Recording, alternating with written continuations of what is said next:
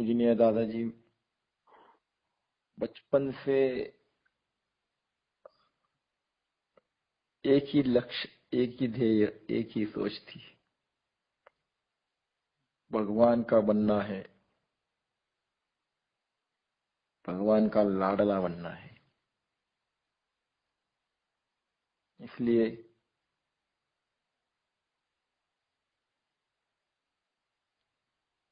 उसी रास्ते पर चलना और सबको ले जाना पहले से ही सोच रखा था। मतलब ये सब पहले से ही तय करके रखा था। उन्होंने इसमें कभी बदलाव नहीं किया।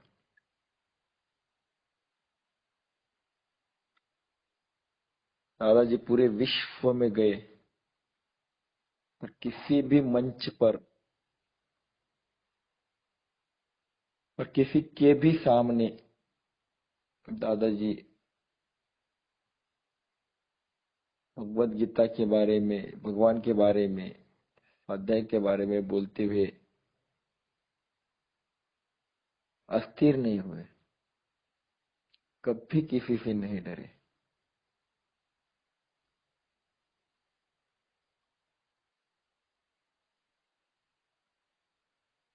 दादाजी ने प्रभु कार्य का रास्ता दिया, स्वाध्याय समझाया।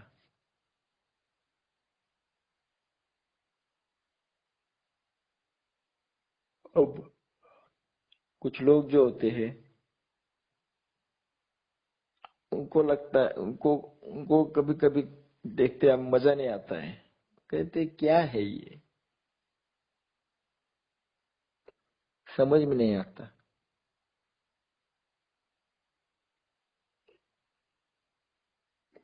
कुछ लोग आते हैं स्वाध्याय केंद्र में, बैठते हैं, कुछ दिनों के बाद छोड़ देते हैं। वो कहते कुछ मजा नहीं आया, कुछ समझ में नहीं आता है। ऐसा क्यों?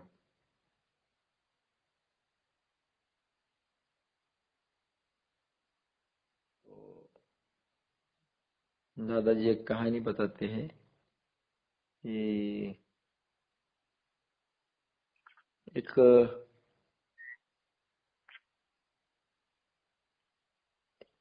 शहद पीने वाला एक कीड़ा था जो फूलों पर बैठकर शहद पीता है, मीठा शहद पीता है। तो वो जो कीड़ा था, एक दिन घूमते घूमते उसने देखा कि उसका एक दोस्त, एक दूसरा कीड़ा, वो जमीन पे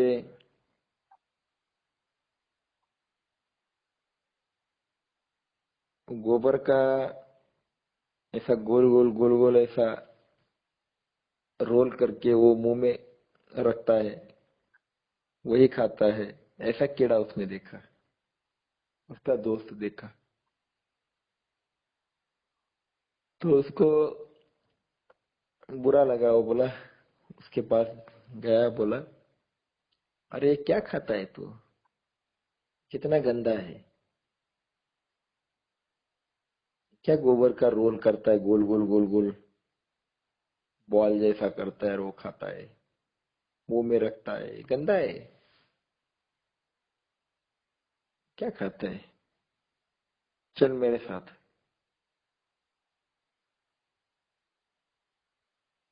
मैं तुझे अच्छा क्या होता है वो खिलाता हूँ, चल। उसको लेके गया और उसने फूलों के ऊपर का शहद, कितना मीठा होता है, कितना मजा आता है पीने में, वो खाने को दिया। अब वो खाने के बाद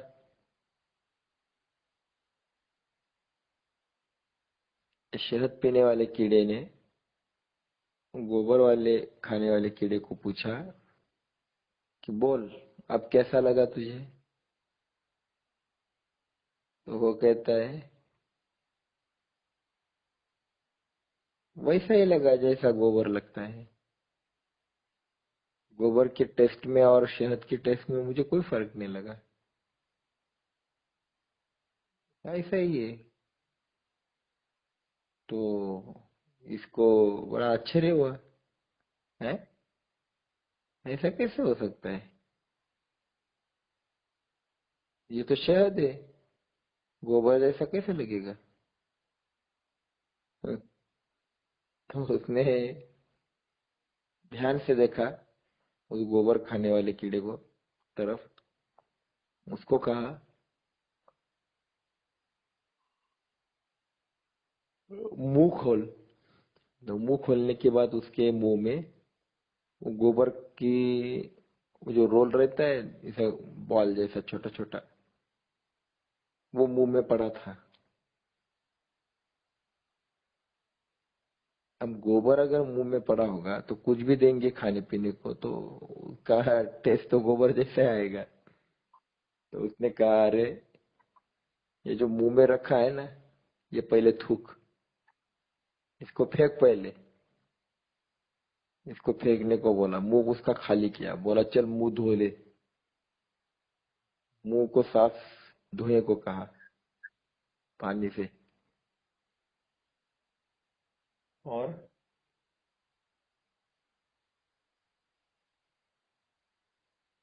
उसके बाद बोला आप शहद, ये फूलों का शहद खा ले।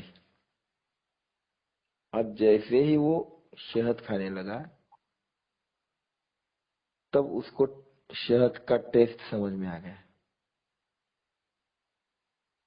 फिर कहने लगा अरे ये तो बड़ा मीठा है, ये तो बड़ा टेस्टी है, तो बहुत मजा आ रहा है पीने में। तब जाके वो शहद पीने वाले कीड़े को आनंद आ गया, खुशी आ गई कि चलो इसको कुछ अक्ल तो आ गई। अब जाकर का गोबर और शहद का फर्क समझ में आ गया। पहले क्यों नहीं समझ में आया? इसका कारण ये था कि उसके मुंह में गोबर था, इसलिए उसको सब चीजों का टेस्ट गोबर जैसे ही लगा। वही होता है जब किसी को स्वाध्याय कार्य के बारे में बताते हैं,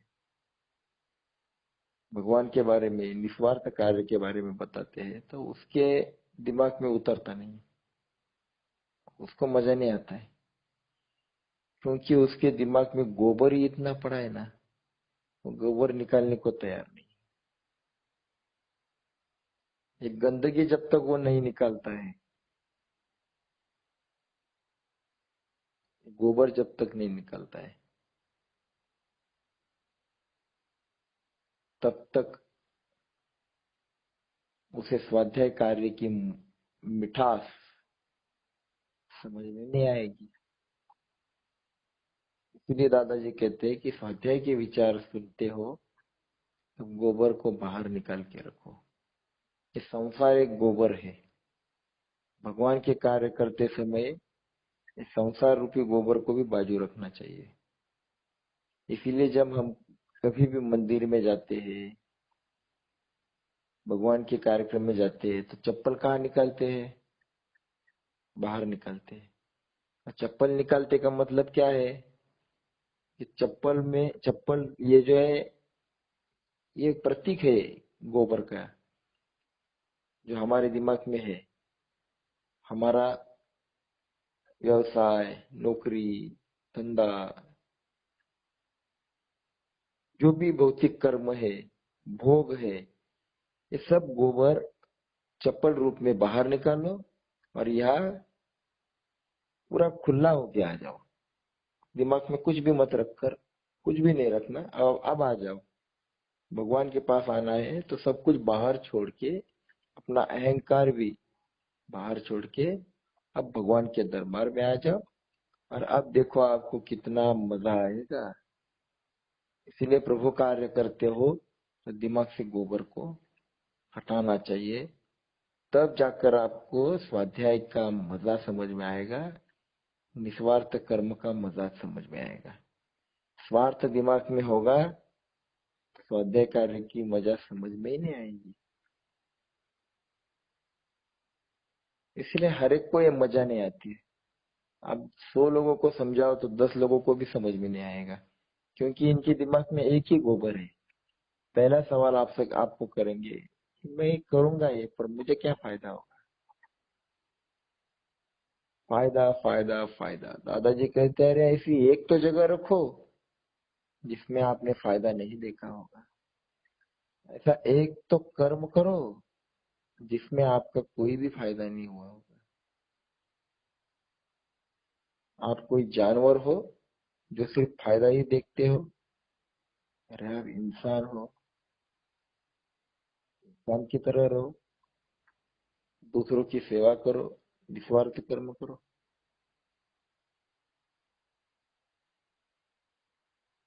इसीलिए जब तक दिमाग में गंदगी पड़ी है तब तक निस्वार्थ कर्म क्या होता है, कैसे करना है, ये समझ में नहीं आएगा। इसलिए हमें लगता है कि हमें मजा आ रहा है, दूसरों को क्यों नहीं आ रहा है। तो अब आपके समझ में आया होगा कि उसके दिमाग में पड़ा क्या है। तो वो हटाने को वो तैयार नहीं है, इसीलिए उसको मजा नहीं आ रहा है।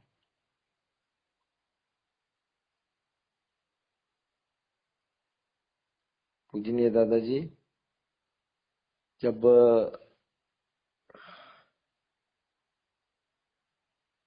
बद्री केदारनाथ गए थे तो उस जगह जो वहाँ के लोग थे वो दादाजी को बताने लगे, दादाजी देखो इसी जगह पर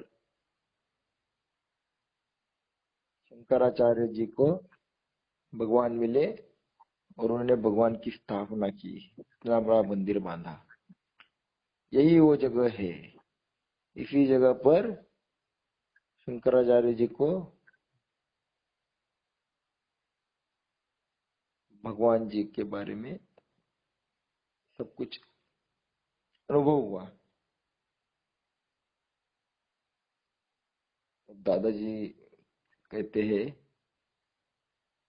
कि पूरे जगत में, पूरी सृष्टि में भगवान को देखने वाले शंकराचार्य जी, इनको यही भगवान मिला। वो केरल से इतना दूर चलकर यहाँ तक आए, इतना हजारों किलोमीटर का सफर तय करके यहाँ तक आए, वहां से यहाँ तक आते समय इसके बीच में कहीं भी भगवान नहीं मिला उनको, उनको कहीं भी भगवान नहीं दिखा। क्या केवल यही भगवान है? तो यही लोगों की गलत फहमियां है। जहाँ कुछ मंदिर देखा, कुछ ये स्थल देखा, तीर्थ स्थल, उनको लगता है वही भगवान है। बाकी जगह जगह क्या है, फिर शैतान है। अरे भाई, सर्वस्य चाहम हृदय सन्निविष्टा, प्रत्येक जगह पर भगवान बैठा है। तो पूरे रास्ते में ही भगवान है, सभी जगह भगवान है, केवल यही नहीं मिला। यहाँ तो उन्होंने प्रतिष्ठापना की मंदिर में, तो यहाँ तक आते आते उनको भगवान का अनुभव हुआ था। पूरी सृष्टि में भगवान है, वो देखते थे, सभी जगह देखते थे। तो हम लोग हैं जो मंदिर में ही भगवान को देखते हैं। दादाजी कहते हैं भगवान हर जगह है, सृष्टि में है, कण कण में है, तो उनको सब जगह। जब दादाजी बद्री केदारनाथ मंदिर में दर्शन के लिए गए थे, बहुत पुरानी समय की ये बात है। तब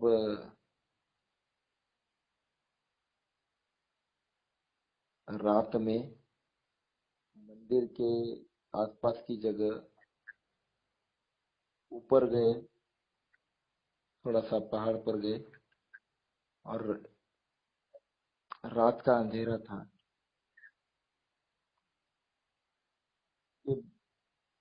रात कीड़ों की आवाज थी। रात के कीड़े आवाज कर रहे थे। नीरव शांतता थी, बाकी कोई भी नहीं था वहाँ आसपास, दूर दूर तक कोई नहीं था। अंधेरा था।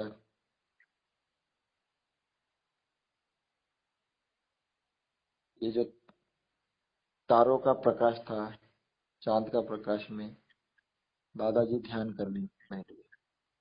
अंधेरे में दादाजी ध्यान करने बैठे।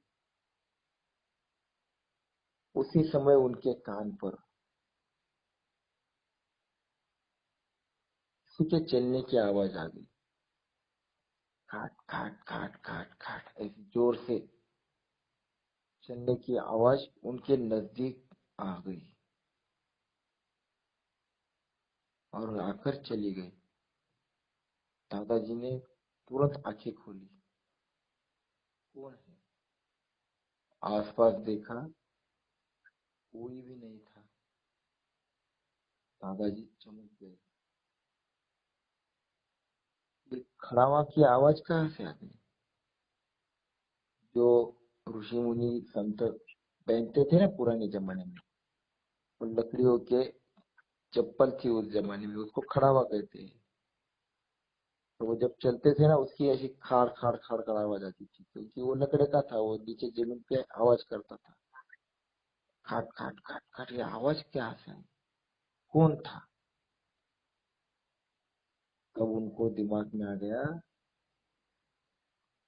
साक्षात श्रीमदाद्य शंकराचार्य जी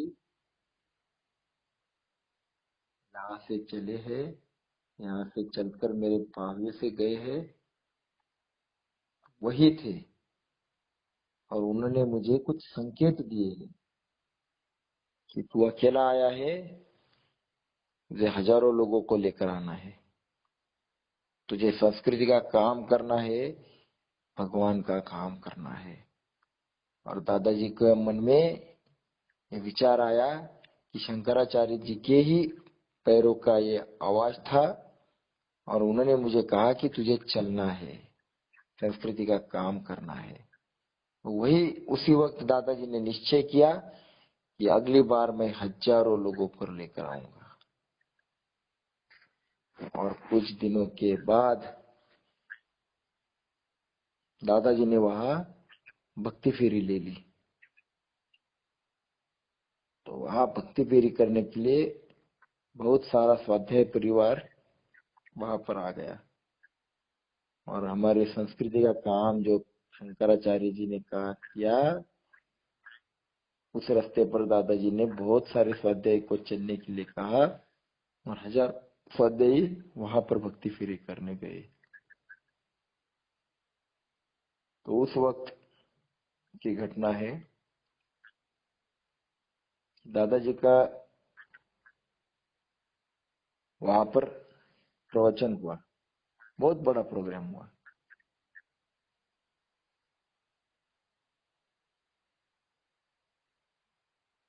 हजारों लोग वहां पर प्रोग्राम में आए थे। तो वहां का एक वैशिष्ट्य है मंदिर का कि वो जो लोग है 6 महीना मंदिर में रहते हैं, और 6 महीना कहीं भी नहीं जाते हैं, वही सेवा करते हैं मंदिर में भगवान की। और वो जो नदी का पुल है, उसके बाजू में उनका गांव है, पर वो 6 महीना गांव में भी नहीं जाते, कहीं भी नहीं जाते, मंदिर में पूजा करते। बड़े भक्त है वहाँ वो।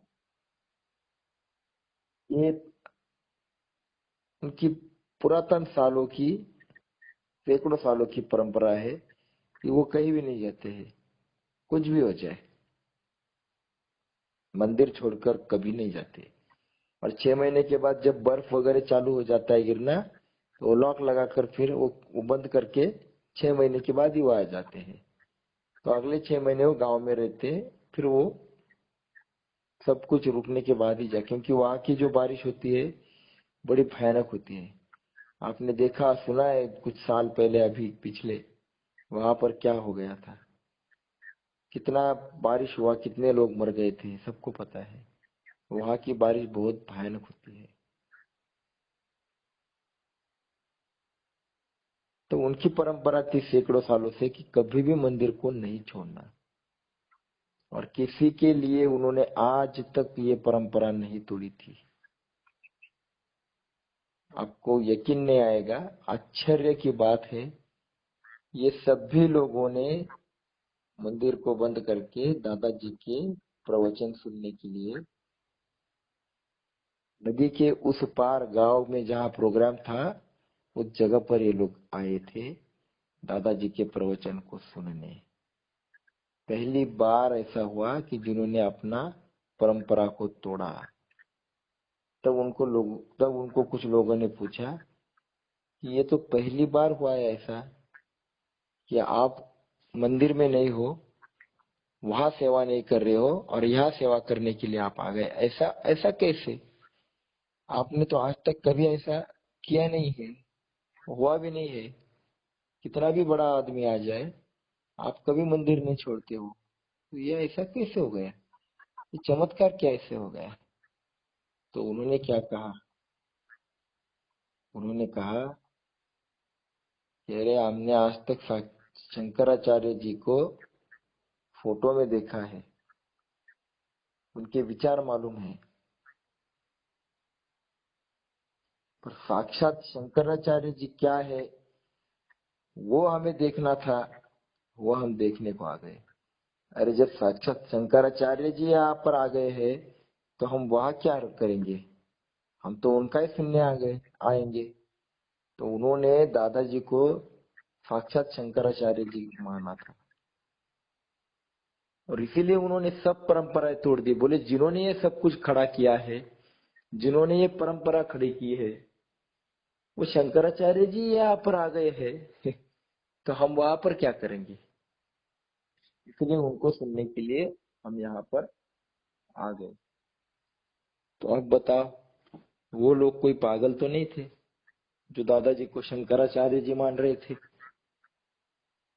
और ये सही बात थी, क्योंकि दादाजी ने हजारों लोगों में जो भक्ति फेरी के माध्यम से शंकराचार्य जी का कार्य समझाया था, भगवान का कार्य समझाया था, ये इनको भी मालूम हो गया था। ये काम शंकराचार्य जी का ही अवतार कर सकता है, दूसरा कोई नहीं कर सकता है। इसलिए उन्होंने परंपरा तोड़ी, ऐसे कोई पागल नहीं थे।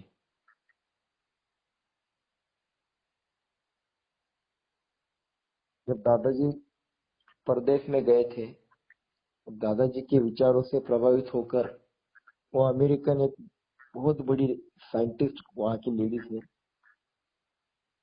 उसने दादाजी के बारे में एक स्टेटमेंट दिया था। उसने कहा था कि अगर आपको जिंदा यीशु ख्रिस्त देखना है, अगर आपको जिंदा यीशु ख्रिस्त देखना है, तो आप भारत में जाओ और पूजनीय पांडुरंग शास्त्री आठवले इनको मिलो। अब बताओ, ये कौन बोल रहा है? कोई भारत का हिंदू नहीं बोल रहा है। ये अमेरिकन की एक बहुत बड़ी साइंटिस्ट जो इतना टैलेंटेड है, वो क्रिश्चियन थी, और वो पूरा सोच समझ कर बोल रही थी कि किसी को जिंदा यीशु ख्रिस्त देखना है, तो भारत में जाओ और दादाजी से मिलो। अब बताओ, ये कोई पागल है जो दादाजी के बारे में बोल रही है? उसने दादाजी के अंदर की ताकत को पहचाना था, उसने स्टेटमेंट दिया था। सही बात है।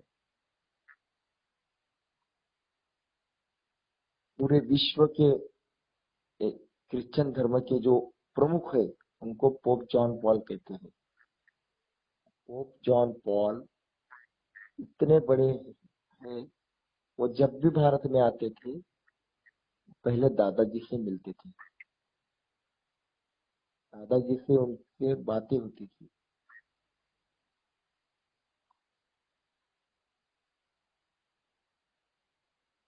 आज भी जब भी बड़े बड़े प्रोग्राम होते हैं वेटिकन सिटी में, वेटिकन सिटी क्रिश्चियन लोगों की प्रमुख शहर है, वो लोग वहां पर इकट्ठा होते हैं। जब भी बड़े प्रोग्राम होते हैं, पहले दादाजी को बुलाया जाता था, तो आज भी दीदी जी को बुलाया जाता है। आज भी दीदी जी को बुलाया जाता है। इतना बड़ा सम्मान वो लोग स्वाध्याय कार्य का करते हैं। लाखों लोगों की संख्या में पहले जो 5 सीट होती है, उस 5 सीटों में जो प्रमुख 5 सीट होती है, उसमें दादाजी या दीदी जी, क्योंकि अभी दादाजी तो नहीं है, हृदयस्थ है, तो दीदी जी को बुलाया जाता है। वो 5 सीट में पहले 5 सीट में दीदी जी को बिठाए बिठाते हैं, आमंत्रित करते हैं। जब दीदी जी गई थी वहां पे, तो उनके ट्रेन पर जिस डिब्बे में बैठी थी, तो उस डिब्बे पर हेलीकॉप्टर से ऊपर से फूलों का वर्षाव किया था। इतना बड़ा स्वागत दीदी जी का किया था। दादाजी ने कभी भी किसी का दिल नहीं दुखाया है आज तक। स्वाध्याय को आओ या ना आओ, प्रभु कार्य करो या ना करो, दादाजी ने कभी किसी का दिल नहीं दुखाया। उससे निरपेक्ष प्यार किया। उसे कभी अपेक्षा नहीं की कि तू स्वाध्याय कर। दादाजी ने उसके ऊपर बहुत प्यार किया। दादाजी जब जापान में गए थे, तो वहां पर चर्च में गए थे। वहां के क्रिश्चियन जो मेन रहते हैं ना, प्रमुख, उनके साथ। तो वहां पर चर्च में जाने के बाद उन्होंने उस चर्च के दरवाजे के ऊपर एक बात लिखी हुई पढ़ी। वो बात जब पढ़ा तो उसमें लिखा था, God is waiting for you. भगवान आपका इंतजार कर रहा है। दादाजी ने उनसे कहा, उस प्रमुख से कहा, कि ये बात जो लिखा है मुझे बहुत अच्छा लगा। दादाजी ने आगे क्या कहा कि ये बात ऐसे ही रहने दो, इसके नीचे लिखो, गॉड इज विथ यू। भगवान आपके साथ है, इतना लिखो। और उन्होंने दादाजी की बात मानी और वो लिखा। अब नीचे की बात लिखते हैं तब ऊपर की बात को कोई वैल्यू ही नहीं रहती। गॉड इंतजार क्या कर रहा है? अगर वो आपके साथ ही है तो इंतजार करने की बात ही नहीं। इंतजार कब करेगा? जब आपको साथ नहीं होगा तब। पर आपके साथ ही है तो इंतजार क्या कर रहा है? तो दादाजी ने कहा कि गॉड इज विथ यू। भगवान तेरे साथ है, हर वक्त तेरा वो साथ देता है। इतना बढ़िया दादाजी कहते थे कि किसी को काटते नहीं थे कभी, वैसे ही रखने देते थे। रखो, फिर ये लिखो। इससे क्या होता है कि जो बात बतानी थी वो बराबर मतलब मानी जाती थी। दूसरी बात को कोई वैल्यू नहीं रहती थी। इसलिए दादाजी ने पूरी जिंदगी में किसी की बात काटने में अपना समय नहीं गंवाया, कि मेरा कैसा बढ़िया है और आपका कैसा हल्का है, कभी नहीं बताया। कभी किसी का दिल नहीं दुखाया, कभी भी किसी को विरोध नहीं किया। दादाजी कहते हैं अपना काम करो, आपको जो देना है वो दे दो, दूसरों को काटो मत। इससे उसका दिल दुख गया ना, तो वो कभी आपके साथ बात नहीं करेगा, और करेगा ना तो दिल से नहीं जुड़ेगा। ये अपना बताना है तो दूसरों का सम्मान किया करो, दूसरों का अपमान मत करो। भले वो गलत होगा, पर उसको गलती का एहसास कब होगा? उसकी गलती मत दिखाओ। अपने पास क्या अच्छा है वो उसको दिखाओ, ये अच्छा है। उसको पता चलेगा कि अरे मैं तो गलत रास्ते पर था इतने दिनों से। ये उसको अपने आप अकल आएगी। उसको गलत क्या कर रहा है मत दिखाओ, अच्छा दे दो। अच्छा दोगे तो बुरा वो दिमाग से हटा देगा।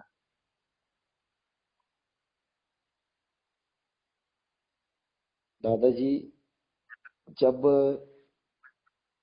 एक कॉन्फ्रेंस में गए थे, बहुत बड़ा लेवल का, वो क्रिश्चियन धर्म का था, प्रदेश में। तो इतने बड़े कार्डिनल सामने बैठे थे।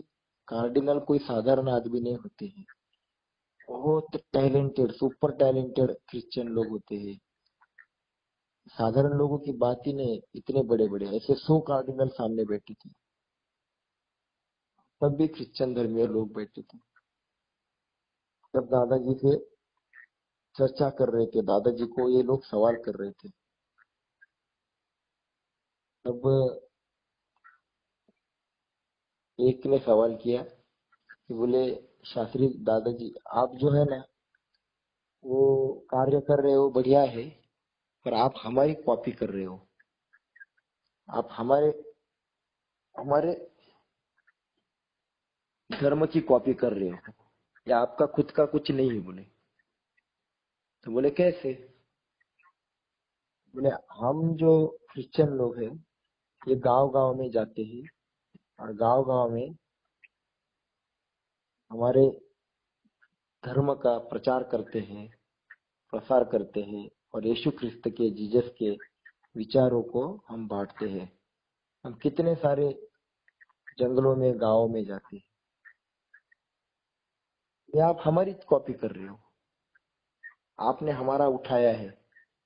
तब दादाजी ने उनको कहा कि हमने आपके विचारों का या आपके धर्म का कॉपी नहीं किया है, बल्कि आपने हमारी कॉपी की है। इतना कॉन्फिडेंस से दादाजी समझाते थे। बोले कैसे?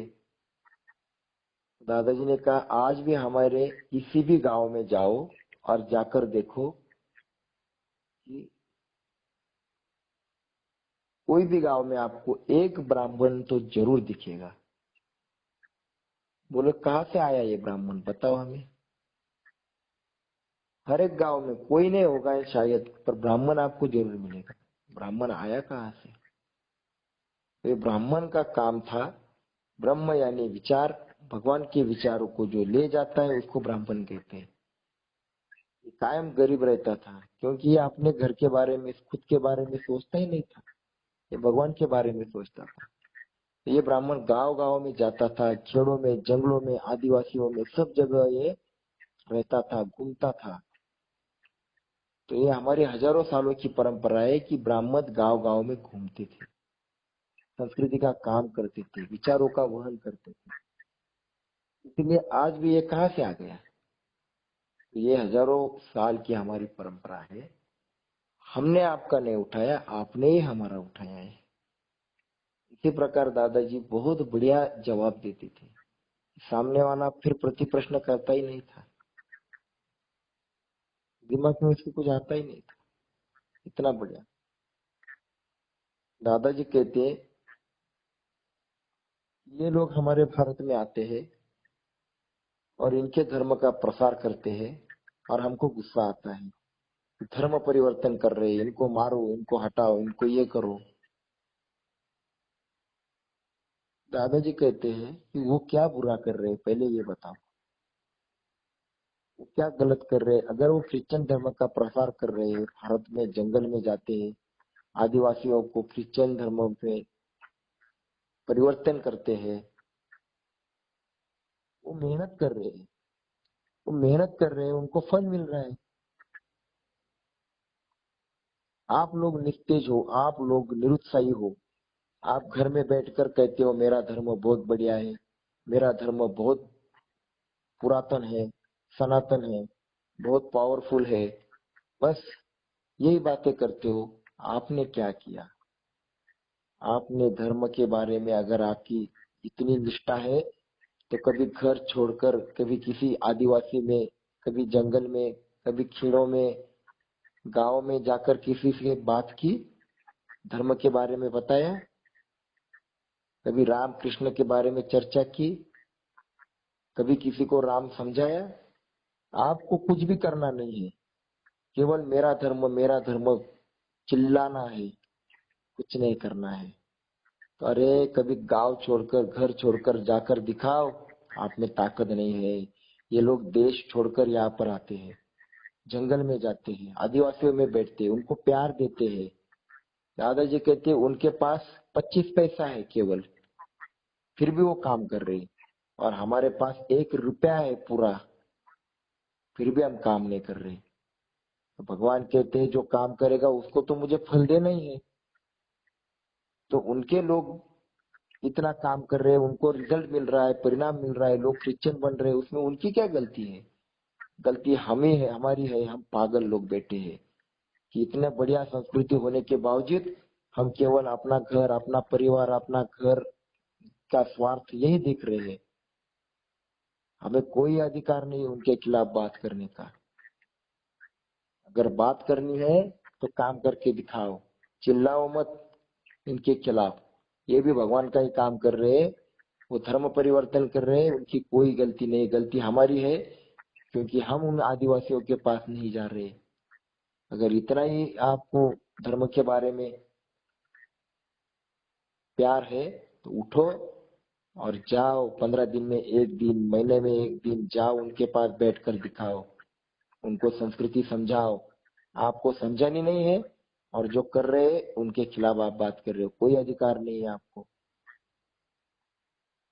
दादाजी कहते हैं कि वो लोग यहाँ पर आते हैं तो हमें गुस्सा आता है, और हमारे विवेकानंद जी अमेरिका में गए और वहां हमारी संस्कृति का झंडा लहराया, तो हम उनके बारे में मीठा बोलते हैं, बढ़िया बोलते हैं, वाह वाह, हमारे धर्म का कार्य अमेरिका में खड़ा किया।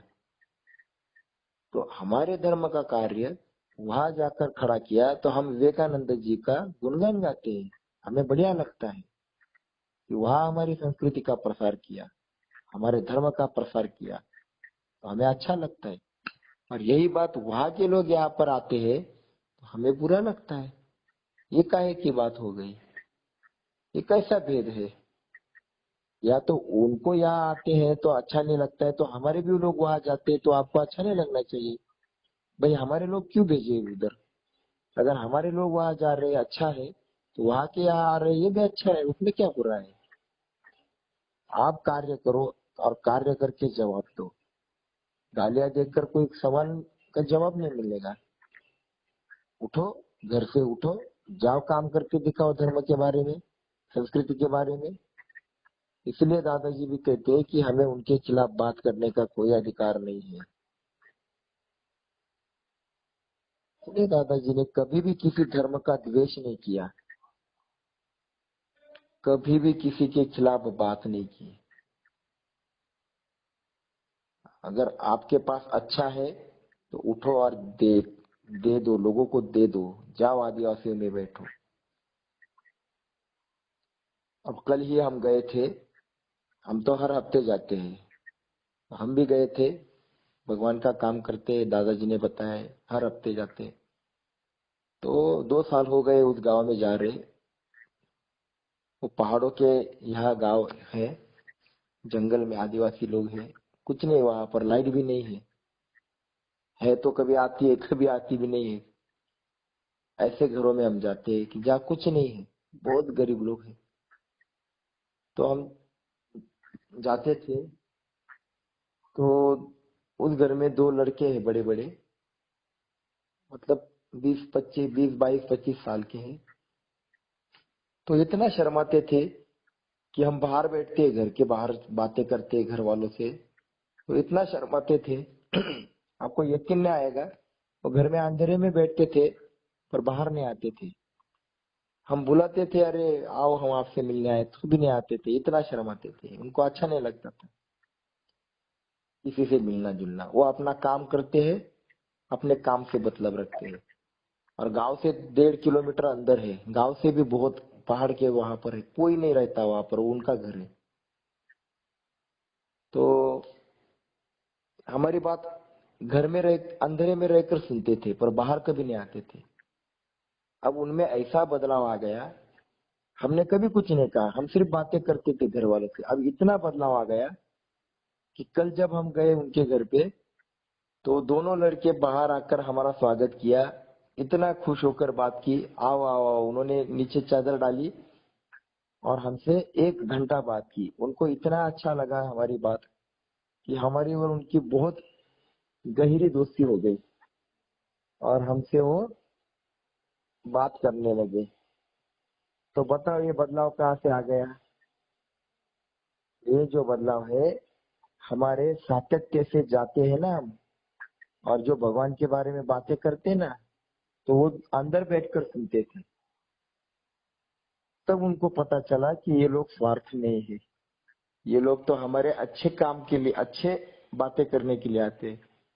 अब वो खुलकर बात करने लगे। ये परिवर्तन कब आ गया? जब हमारा सातत्य और हमारा प्यार देख कर आ गया। इसलिए दादाजी कहते हैं कि जोर जबरदस्ती कभी किसी पर मत करो, उनको केवल प्यार दे दो, उनसे प्यार से बातें करो, देखो आपके नजदीक आ जाएंगे। अब हमें इतना मजा, इतना आनंद आ गया कि हम रास्ते से बातें करते आ गए गाड़ी में कि देखो हमने कमाया, यहाँ आकर कुछ तो कमाया, कुछ तो परिवर्तन हमको देखने को मिला। जो हमारे सामने में आते थे वो हमसे इतना घुल मिल गए कि जैसे हमारी कितने सालों की दोस्ती है। ये बदलाव होता है। इसलिए प्यार बांटो, प्यार मिलेगा। जो बांटोगे वही मिलेगा।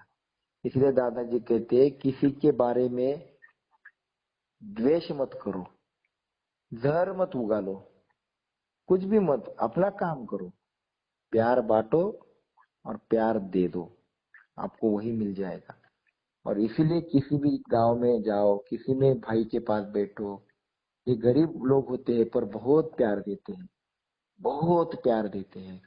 उनके पास बैठो, उनको दादाजी के बारे में समझाओ, त्रिकाल समझाओ, समझाओ, भगवान का प्यार समझाओ। ये जब आप समझाते हो ना, उनको इतना मजा आता है। अरे वो कैसे बदलेंगे? आने दो ना, हजारों क्रिश्चियन लोगों का आने दो, वापस चले जाएंगे। और हमारे को कुछ करना नहीं है और उनको कुछ करने नहीं देना है। दादाजी, वो क्रिश्चियन धर्मीय के जो पोप जॉन पॉल वगैरह वो जो लोग थे ना बड़े बड़े, उनको दादाजी चैलेंज देते थे कि ओखा टू गोवा, मेरे सागर पुत्रों के गले में आप क्रॉस डालकर दिखाओ।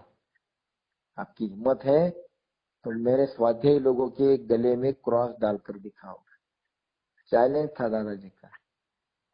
क्योंकि मेरा आदमी पागल नहीं है जो आपके फेंके हुए पैसों से बदलेगा। ये लोग पैसा बांटते हैं, ये लोग बहुत कुछ कुछ देते हैं। दादाजी कहते थे कि मेरे स्वाध्यायी के गले में क्रॉस डालकर दिखाओ। कि दादाजी ने एक एक आदमी खड़ा किया है, प्यार के बंधन में बांधा है। कितना भी कोई पैसा फेंकेगा तो वो हाथ नहीं लगाएगा। छोटे से बच्चे से लेकर बूढ़ों तक दादाजी ने स्वाभिमान खड़ा किया है। किसी के फेंके हुए पैसे, किसी के दिए हुए पैसों के लालच में स्वाध्यायी कभी नहीं आएगा। क्योंकि उसको संस्कृति क्या है, धर्म क्या है, दादाजी ने समझाया है। और यही काम हमें करना है। केवल गुस्सा करना नहीं, चिल्लाना नहीं, किसी के खिलाफ बात नहीं करनी है, हमें काम करके दिखाना है। अगर मेरी संस्कृति श्रेष्ठ है तो ये श्रेष्ठ कैसी है, ये समझाने के लिए हमको दूसरे तक जाना पड़ेगा। केवल मेरी संस्कृति श्रेष्ठ कहकर नहीं चलेगा। उठो और संस्कृति के लिए खुद को घिसो, काम करके दिखाओ। हमें दादाजी ने ये सब कहा और आज हम स्वाध्याय परिवार ये काम कर रहे हैं। केवल सलाह नहीं दे रहे हैं, हम जी रहे हैं। यही काम आपको करना है। वहां पर उठो, खड़े हो जाओ और भगवान का काम करो। कितने दिन तक अभी बैठोगे? शुरुआत तो करो।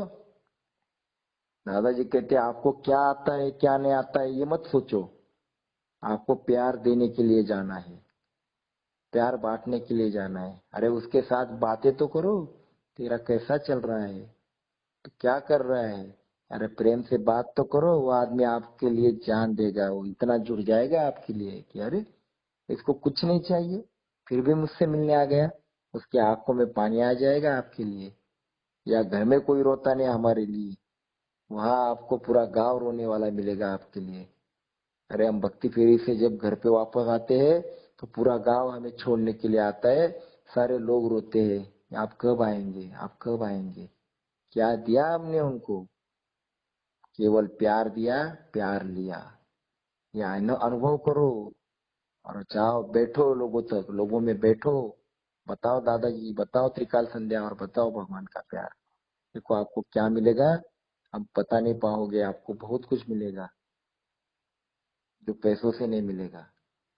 इसलिए रिश्ता खड़ा करो मानव से मानव का, मानव से भगवान का।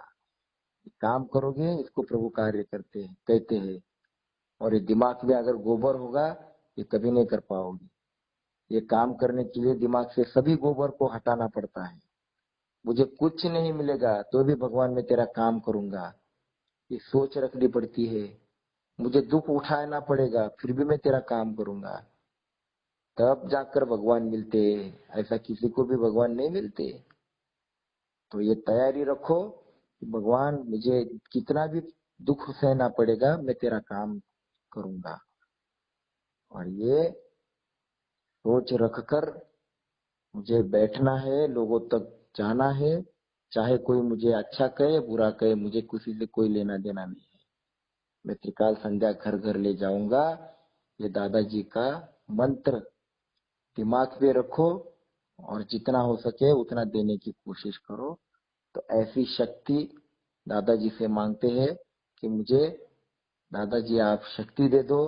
मैं अकेला नहीं हूँ, आप मेरे साथ हो। मुझे शक्ति दे दो, आप मेरे माध्यम से काम करोगे, मैं तैयार हूँ। तो भगवान से आशीर्वाद मांगते हैं, दादाजी को प्रणाम करते हैं। और आज हम यहीं पर रुकते हैं। जय विष्णु।